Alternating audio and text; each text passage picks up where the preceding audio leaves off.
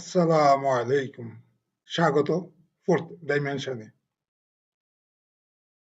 আজকে একটা প্রশ্ন দিয়ে শুরু করি। আপনি কি জানেন জার্মানি, ব্রিটেন বা রাশিয়ার আক্রমণ দিয়ে প্রথম বিশ্বযুদ্ধ শুরু হয়নি। এটি শুরু হয়েছিল মাত্র দুইটি দেশের সংঘাত দিয়ে, অস্ট্রিয়া, হাঙ্গেরি এবং সার্বিয়া। কিন্তু মাত্র ৩৭ দিনের মধ্যে সেই ছোট্ট যুদ্ধ পুরো ইতিহাসকে আগুনে জ্বালিয়ে পুড়িয়ে মেরেছিল। কেন? একটি দেশ আরেকটি দেশকে রক্ষা করতে নেমেছিল, তারপর আরেকটি, তারপর আরো একটি। একসময় দেখা গেল যে যুদ্ধ কেউ প্রথমে অংশ নিতেই চায়নি, সেই যুদ্ধে সবাই জড়িয়ে গেছে। ইতিহাস এই ঘটনাকে একটি নাম দিয়েছে, অ্যালায়েন্স চেইন। আজ মধ্যপ্রাচ্যে যুদ্ধ চলছে, ইউক্রেনে যুদ্ধ চলছে, চীন ও আমেরিকার প্রতিদ্বন্দ্বিতা বাড়ছে, ন্যাটো সক্রিয়, রাশিয়া সক্রিয়। প্রশ্ন হচ্ছে, আমরা কি আবার সেই একই ইতিহাসের দিকে হাঁটছি, নাকি এবার পৃথিবীর পৃথিবী সেই ভুল থেকে শিক্ষা নিয়েছে? আজকের ভিডিওতে আমরা বুঝবো, আলোচনা করব অ্যালায়েন্স চেইন কি, কিভাবে কাজ করে, আজকে আমরা কোন দিকে হাঁটছি, কিভাবে এটি প্রথম বিশ্বযুদ্ধ সৃষ্টি করেছিল এবং কেন প্রফেসর জিয়ান মনে করেন তৃতীয় বিশ্বযুদ্ধ যদি কখনো শুরু হয় তাহলে তার পথও হতে পারে ঠিক একই অ্যালায়েন্স চেইন। চলুন শুরু করা যাক অ্যালায়েন্স চেইন দিয়ে। কিভাবে একটি ছোট্ট যুদ্ধ বিশ্বযুদ্ধ পরিণত হয়। বন্ধুরা, ইতিহাসের দিকে একটু ফিরে যাই, তাকাই। ১৯১৪ সালের ২৮ জুন। ইউরোপ তখনও শান্ত, মানুষ ব্যবসা করছে, কারখানা চলছে, শেয়ার বাজার চলছে। কেউ কল্পনাও করেনি কয়েক সপ্তাহের মধ্যে পৃথিবীর ইতিহাসে সবচেয়ে ভয়াবহ যুদ্ধের দিকে এগিয়ে যাবে। ঘটনাটি শুরু হয় বসনিয়ার সারায়েভো শহরে। অস্ট্রিয়া-হাঙ্গেরির সাম্রাজ্যের সিংহাসনের উত্তরাধিকার চার্লস ডিউক ফ্রান্স ফার্নান্দো এবং তার স্ত্রীকে হত্যা করা হয় সেখানে। অস্ট্রিয়া-হাঙ্গেরি এই ঘটনার জন্য সার্বিয়াকে দায়ী করে এবং কঠোর আল্টিমেটাম দেয়। সার্বিয়া বেশিরভাগ শর্ত মেনে নেয়, কিন্তু সবগুলি মেনে নেয় না। এরপর ২৮ জুলাই ১৯১৪ সালে অস্ট্রিয়া-হাঙ্গেরি সার্বিয়ার বিরুদ্ধে যুদ্ধ ঘোষণা করে। এখন পর্যন্ত ঘটনাটি ছিল একটা আঞ্চলিক সংকট, কিন্তু এরপরেও শুরু হয় সেই অ্যালায়েন্স চেইন, যার কথা প্রফেসর জিয়ান বলেছেন।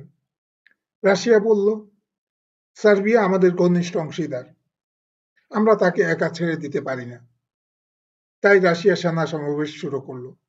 জার্মানি বলল, অস্ট্রিয়া হাঙ্গেরি আমাদের মিত্র, রাশিয়া যদি এগোয় আমরাও চুপ থাকবো না। ফলে জার্মানি রাশিয়ার বিরুদ্ধে যুদ্ধ ঘোষণা করলো। কিন্তু এখানেই শেষ নয়। রাশিয়ার মিত্র ছিল ফ্রান্স। জার্মানি বুঝলো এখন তাকে দুই প্রান্তে যুদ্ধ করতে হবে। তাই জার্মানি প্রথমে ফ্রান্স আক্রমণের সিদ্ধান্ত নিল। ফ্রান্সে দ্রুত পৌঁছাতে তারা নিরপেক্ষ বেলজিয়াম হয়ে অগ্রসর হতে লাগলো। এবার ব্রিটেন বলল, বেলজিয়ামের নিরাপত্তা রক্ষার প্রতিশ্রুতি আমাদের রয়েছে। ফলে ব্রিটেনও যুদ্ধে প্রবেশ করল। মাত্র কয়েক সপ্তাহ আগে যা ছিল অস্ট্রিয়া বনাম সার্বিয়ার সংঘাত, তা পরিণত হলো জার্মানি, রাশিয়া, ফ্রান্স এবং ফ্রান্স, ব্রিটেন এবং পরে আরো বহু দেশের অংশগ্রহণ এক বিশ্বযুদ্ধ। দেখুন, কেউ সকালে ঘুম থেকে উঠে বলেনি আজ আমরা বিশ্বযুদ্ধ শুরু করব। প্রত্যেক রাষ্ট্রই ভেবেছিল আমি শুধু আমার মিত্রকে রক্ষা করি, আমি শুধু আমার নিরাপত্তা নিশ্চিত করছি, আমি শুধু প্রতিশ্রুতি পালন করছি। কিন্তু সেই প্রতিটি যৌক্তিক সিদ্ধান্ত একসঙ্গে মিলেই পৃথিবীতে প্রথম বিশ্বযুদ্ধের দিকে ঠেলে দিয়েছিল। এটাই অ্যালাইন চেইনের সবচেয়ে বড় শিক্ষা। বর্তমান বিশ্বের সঙ্গে যদি এর তুলনা করি, আজকের পৃথিবীতে পরিস্থিতি একবারে একই নয়, কিন্তু একটি মিল রয়েছে। যদি একটি আঞ্চলিক সংঘাতে কোনো বড় শক্তির ঘনিষ্ঠ অংশীদারের আক্রান্ত হয়, তাহলে সেই বড় শক্তি সিদ্ধান্ত নিতে বাধ্য হয় সে কি হস্তক্ষেপ করবে নাকি করবে না। সে সিদ্ধান্ত আবার অন্য বড় শক্তির হিসাব নিকাশ বদলে দিতে পারে। কারণ এ কারণেই ইতিহাসবিদ এবং কৌশলগত বিশ্লেষকরা আজও অ্যালায়েন্স চেইনের ধারণাটিকে গুরুত্ব দেন। এটি বর্তমান সংঘাতকে ব্যাখ্যা করার একটি বিশ্লেষণাত্মক কাঠামো। এটি এই অর্থে নয় যে আজকের পরিস্থিতি অবধারিতভাবে 1914 সালের মতোই ঘটবে। বন্ধুরা, আজ আমরা দেখলাম বিশ্বযুদ্ধ শুরু হয় না একটি ক্ষেপণাস্ত্র দিয়ে, শুরু হয় না একজন রাষ্ট্রনায়কের একটি বক্তৃতা দিয়ে, বরং শুরু হয় প্রতিশ্রুতি দিয়ে, জোট দিয়ে, মৃত্যুকে রক্ষা করার সিদ্ধান্ত দিয়ে। এবং ইতিহাসের সবচেয়ে ভয়ঙ্কর সত্যটি হলো প্রত্যেক পক্ষই বিশ্বাস করে তারা শুধু নিজেদের নিরাপত্তা রক্ষা করছে, কিন্তু সেই নিরাপত্তার হিসাব কখনো কখনো পুরো পৃথিবীকে যুদ্ধে ঠেলে দেয়।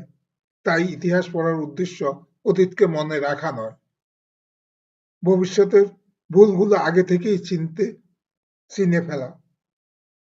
আপনি কি মনে করেন আজকের পৃথিবীতে কোন অঞ্চলটি সবচেয়ে বেশি অ্যালায়েন্স চেইনের ঝুঁকিতে রয়েছে? মধ্যপ্রাচ্য, ইউক্রেন, তাইওয়ান, নাকি আরো অন্য কোথাও? আপনার বিশ্লেষণ নিচে কমেন্টে লিখুন। আপনার একটি মন্তব্য থেকেই আমাদের পরবর্তী আলোচনার বিষয় নির্ধারিত হতে পারে।